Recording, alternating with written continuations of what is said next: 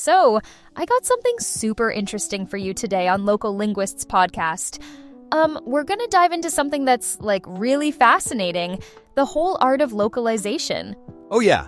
And you know what's really, really amazing about localization? It's not just about, translating words. It's about capturing the entire cultural essence, right? Like, making content feel like it was made specifically for each market. I've always wondered, how do companies actually handle all these cultural differences when they're trying to go global? So the thing is, successful companies, they actually invest heavily in what we call cultural adaptation. And it goes way beyond just the language, right?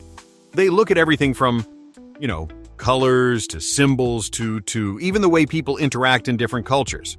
That's pretty complex. What are some examples you can share? Well, let me tell you about this really fascinating case. You know McDonald's? They're actually absolute masters at this. In India, they completely transformed their menu because, beef isn't widely consumed there.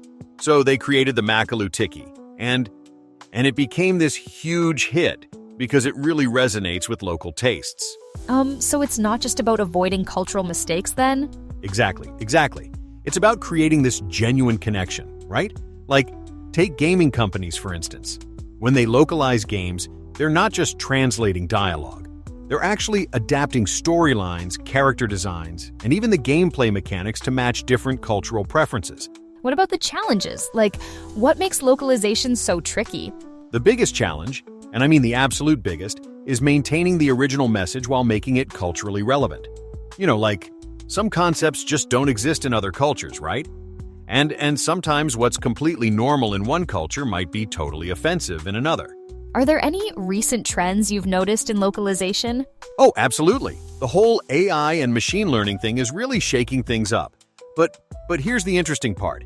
It's not replacing human translators.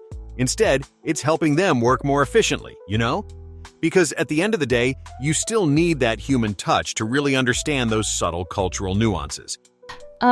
What would you say is the future looking like for localization? The future is super exciting, really exciting. We're seeing this trend toward what we call hyper-localization, where content isn't just adapted for countries, but for specific regions and even cities. And with new tech emerging, it's becoming more sophisticated every single day. Well, thank you for sharing all this amazing insight.